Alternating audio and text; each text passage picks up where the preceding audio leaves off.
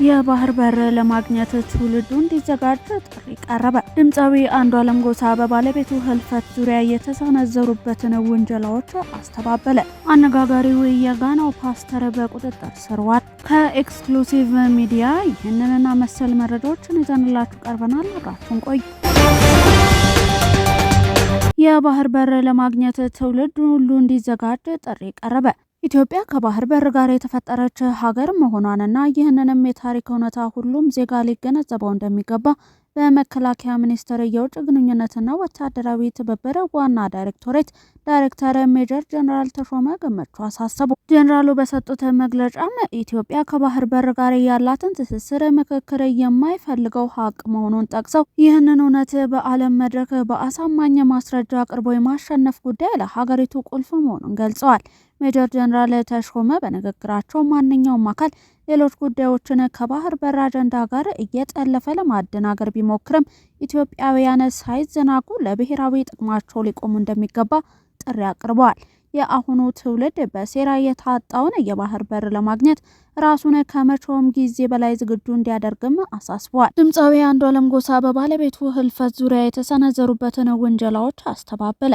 ድምፃዊ አንዷለም ጎሳ ሰሞኑን በማህበራዊ ሚዲያና በተለያዩ ወገኖች በባለቤቱ በቀነኒ አዱኛ ህልፈት ዙሪያ እየተሰነዘሩ ባሉ ትችቶችና ጥርጣሬዎች ላይ ምላሽን ሰጥቷል። ድምፃዊው ዛሬ በአፋን ኦሮሞ ባወጣው የቪዲዮ መግለጫ ክስተቱ የተፈጸመበትን ሁኔታና ከዚያ በፊት የነበሩ ጉዳዮችን በዝርዝር አብራርቷል። በኤክስክሉሲቭ ሚዲያ መረጃ እንደሚከተለው ይቀርባል። አንዷለም በመግለጫው ላይ እንደተናገረው ባለቤቱ ቀነኒ አዱኛ ከዚህ ቀደም በተደጋጋሚ ራሷን የማጥፋት ሙከራ ታደርግ እንደነበር ገልጿል። ይህንንም አስቸጋሪ ሁኔታ ለቤተሰቦቿ በተደጋጋሚ እንዳሳወቀና አባቷ ጉዳዩን እንደሚያውቁ ተናግሯል። ባለቤቱ ህይወቷ ባለፈበት ዕለት ስለነበረው ሁኔታም ድምፃዊው የሚከተለውን ነጥቦችን አቅርቧል። በዕለቱ አብረው እንደነበሩና በተለይ ሐኪም ቤት የእርግዝና ምርመራ ስታደርግ የልደት ፎቶ ልትነሳ ስትሄድም አድርሷት ስትጨርሺ ደውይልኝ ብያት ነው የሄድኩት።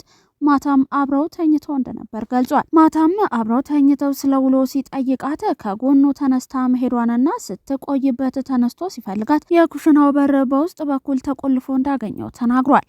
በሩ በላይ በኩል ክፍት ስለነበረ ዘሎ ሲገባም ላርጎ ወይንም የጽዳት ፈሳሽ ስትጠጣ ማየቱንና ለምን እንዴት ታደርጊያለሽ ብሎ ሊያረጋጋትና ሊያወራት መሞከሩንም አስረድቷል። ድምፃዊው እንዲህ ያለውን ድርጊት የማታቆም ከሆነ ለቤተሰቦቿ ተናግሮ እንደሚለያዩ ቢነግራትም እሷ ግን ይስፋህ በማለት በድንገት ሮጣ መዝለሏን አስረድቷል።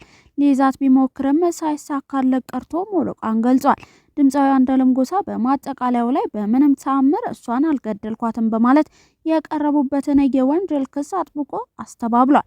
ሽማግሌዎችንም የላኩት ከቤተሰብ ጋር ያለውን ግንኙነት እንዲቀጥል በማሰብ እንጂ ካሳ ለመክፈል የሚባለውን ነገር አላውቅም ብሏል። አነጋጋሪው የጋናው ፓስተር በቁጥጥር ስር ዋለ። ያለፈው ሳምንት መነጋገሪያ የነበረውና ምድር በጎርፍ ልትጠፋ ነው በሚል መርከብ በመስራት ላይ የነበረው ኤቦኖህ በጋና ፖሊስ እጅ ወድቋል። ለ3 ተከታታይ ዓመታት ዝናብ ይዘንባል፣ ምድርም በውሃ ትዋጣለች በሚል ህዝቡ ላይ ከፍተኛ ስጋትና ጭንቀት በመፍጠሩ ከጥፋት ውሃ ትተርፋለች በሚል የሰዎችን ገንዘብ በመሰብሰብ ለግል መኪና መግዣ ውሎታልም ተብሏል። የጋና ፖሊስ ግለሰቡን ከሳይበር ጋር በተገናኙ ወንጀሎች ጭምር እየጠረጠረው መሆኑንም አስታውቋል። መርከብ ሰርቻ አድናቸዋለሁ ሲል የነበረው ግለሰብ አሁን ግን ራሱን ከህግ አድኖ መውጣት አልቻለም በሚለው ርዕሰ ጉዳይ መነጋገሪያ ሆኗል። ጅቡቲ በሶማሊላንድ ሪፐብሊክ የሚገኘውን የቆንጽላ ጽሕፈት ቤቷን ሙሉ በሙሉ ዘጋች። ሶማሊላንድ የጅቡቲ አምባሳደሯን ጠርታለች። እስራኤል ለሶማሊላንድ ሪፐብሊክ በሰጠችው ህጋዊ እውቅና ከሶማሊያ በላይ የተቆጣችው ጅቡቲ በሀርጌሳ የሚገኘውን የቆንጽላ ጽሕፈት ቤቷን ሙሉ ለሙሉ ዘግታለች። በሌላ በኩል ሶማሌላንድ ሪፐብሊክ የጅቡቲ አምባሳደሯን ወደ ሀርጌሳ ጠርታለች። እስራኤል ለሶማሌላንድ ሪፐብሊክ ህጋዊ እውቅና መስጠቷን ተከትሎ ጅቡቲ በከፍተኛ ተቃውሞ ውጤቱን ለመቀልበስ እየተንቀሳቀሰች ትገኛለች። የዛሬ 2 ዓመት ሶማሌላንድ ከኢትዮጵያ ጋር የፈረመችውን የመግባቢያ ስምምነት ተከትሎ በስምምነቱ ከፍተኛ ቅሬታ የነበራት ጅቡቲ በሀርጌሳ የነበራትን የቆንጽላ ኃላፊ መጥራቷ የሚታወስ ሲሆን ቆንጽላው አገልግሎቱን መስጠትም አቁሟል። የአልጄሪያ ብሔራዊ ቡድን አባል ኳስ ሰረቀ። አልጄሪያ ከኢኳቶሪያል ጊኒ ጋር በነበራቸው የአፍሪካ ዋንጫ ጨዋታ የአልጄሪያ ቡድን አባላት 2 ኳሶችን እንደሰረቁ ሲዘገብ ነበር። በሰዓቱ የቀረቡት ውንጀላዎች ውድቅ ተደርገው የነበረ ቢሆንም በኋላም ከስቴዲየሙ የደህንነት ካሜራ የተገኘ ተንቀሳቃሽ ምስል ተሰራጭቷል። የሞሮኮ መገናኛ ብዙሃን ይፋ ባደረጉት ተንቀሳቃሽ ምስል የአልጄሪያ ቡድን አባል የውድድሩን ይፋዊ ኳስ በጨርቅ ጠቅልሎ ሲወስድ ይታያል። ከቪዲዮ መውጣት በኋላ የውድድሩ ይፋዊ የመጫወቻ ኳስ ወደ ካፍ መመለሱን የሞሮኮ ሚዲያዎች አስነብበዋል። የአልጄሪያ መገናኛ ብዙሃን በበኩላቸው ካፍ ከውድድሩ በፊት ለሁሉም ሀገራት ይፋዊ ኳስ አድሏል በማለት የተሰራጨውን መረጃ ውድቅ አድርገዋል። ቪዲዮው የተቀረጸው ከውድድሩ በፊት ብሔራዊ ቡድኑ ልምምድ ሲሰራ ነው በማለትም ሚዲያዎቹ ዘግበዋል።